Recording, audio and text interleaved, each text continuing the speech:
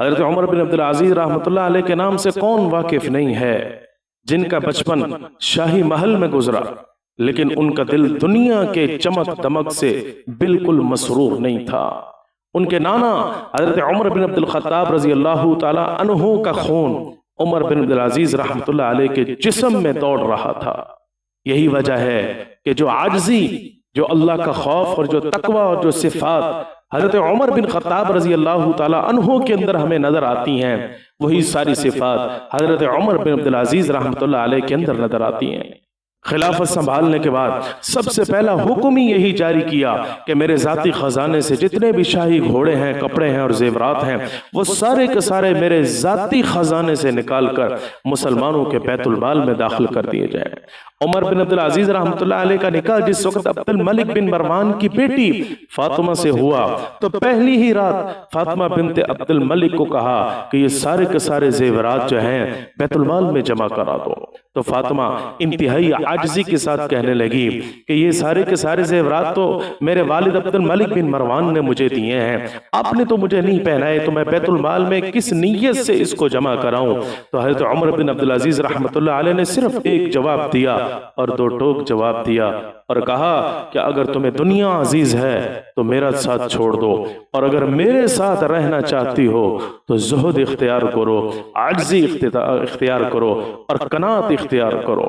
فاطمہ بنت عبد الملک بن مروان کہنے لگی مجھے عمر چاہیے، مجھے دنیا نہیں چاہیے، سارا زیور اتارا اور بیت المال کی نظر کر دیا۔ خلافت سنبھالنے کے بعد ایک رات حضرت عمر بن عبد العزیز رحمۃ اللہ علیہ کے پاس ایک شخص آیا اور آ کر ذاتی باتیں کرنے لگا، پرسنل گفتگو ہو رہی تھی۔ تو آپ کے پاس جو سرکاری خرچ پر چراغ جل رہا تھا آپ نے اس کو بجھا دیا۔ تو اس شخص نے کہا کہ حضرت آپ نے چراغ کیوں بجھا دیا؟ چراغ کی تو ضرورت ہے، اندھیرا ہے، اس طریقے سے ہم کیسے بات کر سکتے ہیں؟ تو حضرت عمر بن عبد العزیز رحمۃ اللہ علیہ کہنے لگے یہ سرکاری خرچ سے چل رہی تھی، اور آپ کی اور میری جو اس وقت گفتگو ہو رہی ہے وہ کسی سرکاری مسئلے پر نہیں ہو رہی، آپ کی اپنی ذاتی بات ہو رہی ہے، اور میری بھی جو رائے ہوگی وہ ذاتی رائے ہوگی، سرکاری طور پر نہیں ہوگی، بحیثیت خلیفہ نہیں ہوگی، اس لیے اس کا خرچ اس وقت ہماری گفتگو میں شامل نہیں ہونا چاہیے۔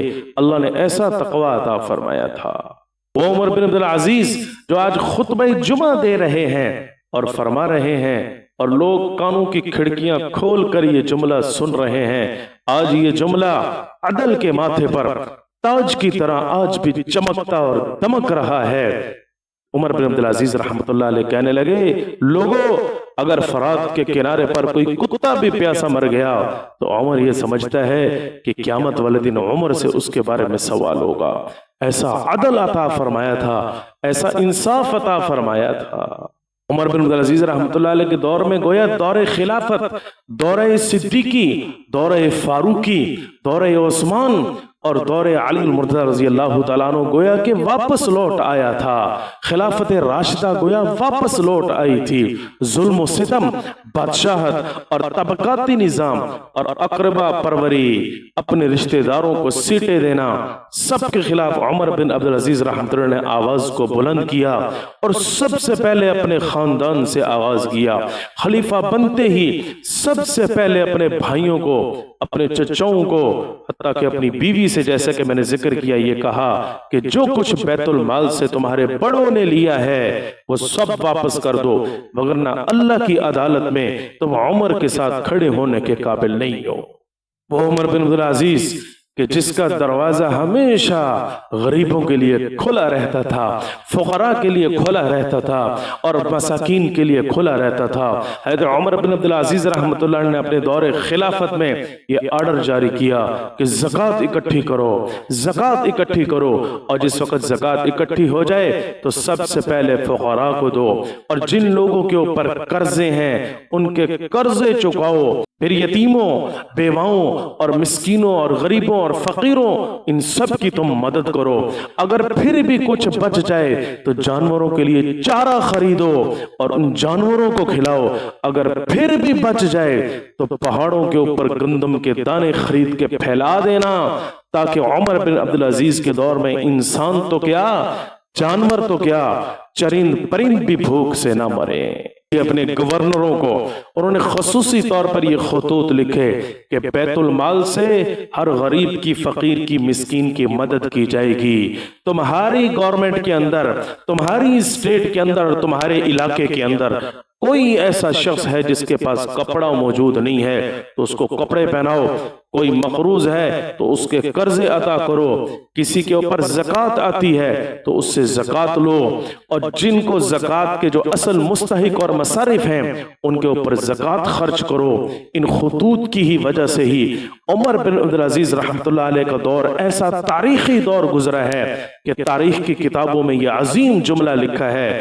کہ عمر بن عبدالعزیز رحمۃ اللہ علیہ کے دور میں زکوٰۃ دینے والے تو ملتے تھے لیکن زکوٰۃ لینے والا کوئی نہیں ملتا تھا۔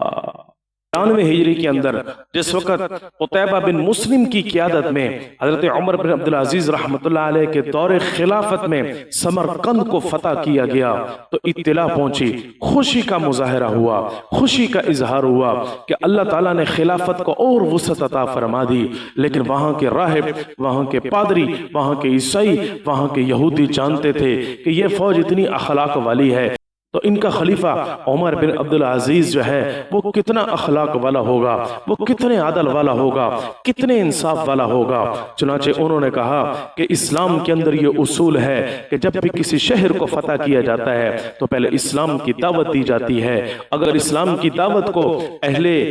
علاقہ قبول نہیں کرتے تو اس صورت کے اندر وہ جزیے کو ان کے اوپر نافذ کرتے ہیں، سالانہ ٹیکس کو ان کے اوپر نافذ کرتے ہیں۔ اگر وہ اسلام کو قبول کرنے سے بھی انکار کر دیں، ٹیکس اور جزیے کو قبول کرنے سے بھی انکار کر دیں تو تیسری صورت میں جنگ ہوتی ہے، ہمیں اسلام کی دعوت نہیں دی گئی۔ چنانچہ وہاں کے پادریوں نے ایک نمائندہ بنا کر بھیجا حضرت عمر بن عبدالعزیز رحمۃ اللہ علیہ کے پاس۔ وہ جب مدینہ پہنچا، مسجد نبوی میں پہنچا، پوچھا کہ عمر بن عبدالعزیز جو مسلمانوں کا خلیفہ ہے وہ کہاں ہے؟ لوگوں نے اشارہ کیا وہ لیٹا ہوا ہے۔ وہ حیران ہو گیا کہ یہ عمر بن عبدالعزیز ہے۔ اس نے آ کے ساری صورتحال بتائی کہ ہمیں اسلام کی دعوت نہیں دی گئی، ہمیں ایمان کی دعوت نہیں دی گئی، ایسے ہی سمرقند کو فتح کر لیا گیا ہے۔ چنانچہ اسی وقت عمر بن عبدالعزیز رحمۃ اللہ علیہ نے عدالت کو لگایا، قاضی کو بلایا اور جج کے ذریعے فیصلہ کروایا، اور جج نے بھی قرآن و سنت کی روشنی میں یہی فیصلہ دیا، قاضی نے بھی یہی فیصلہ دیا کہ پہلے اسلام کی دعوت دینی چاہیے تھی۔ لہٰذا قرآن و سنت ہمیں یہ بتاتا ہے کہ اگر اسلام کی دعوت دیے بغیر علاقے کو فتح کیا گیا ہے تو وہ علاقہ اہل علاقہ کو واپس کرنا چاہیے۔ چنانچہ یہ حکم جس وقت قتیبہ بن مسلم جو اس وقت سپہ سالار تھے جنہوں نے سمرقند کو فتح کیا تھا ان تک پہنچا۔ اللہ اکبر! انہوں نے یہ دیکھا کہ عمر بن عبدالعزیز کا حکم آیا ہے، خلیفہ کا حکم تھا، دیکھ کر حیران ہو گئے، لیکن ماننا بھی فرض تھا۔ علاقہ اہل علاقہ کے سپرد کر دیا گیا، اہل سمرقند کے رہنے والے جو پادری اور عیسائی تھے، یہودی تھے، ان سب کے سپرد کر دیا گیا، اور آپ سارے کے سارے مسلمان اپنی فوج کو لے کر سمرقند سے واپس باہر نکل آئے اور وہاں کی سرحدوں پر کھڑے ہو کر پھر انہوں نے اسلام کی دعوت دی، آؤ اسلام کو قبول کرو، یا جزیہ دو یا جنگ کرو۔ تب سمرقند کے لوگوں نے وہ کردار اور انصاف دیکھا جو دلوں کو جیت لیتا ہے۔ جب ان کو اسلام کی دعوت دی گئی تو کہنے لگے ہم ایسی قوم سے جنگ کیسے کریں جو انصاف کے اتنے بڑے اعلیٰ درجے پر فائز ہیں۔ اہل سمن کے اکثر لوگ میرے عزیزوں، میرے دوستوں، میری بہنوں، ویسے ہی انہوں نے اسلام کو قبول کر لیا، اور بات صرف یہاں تک نہیں پہنچی۔ سمرقند کو اللہ تعالیٰ نے دوبارہ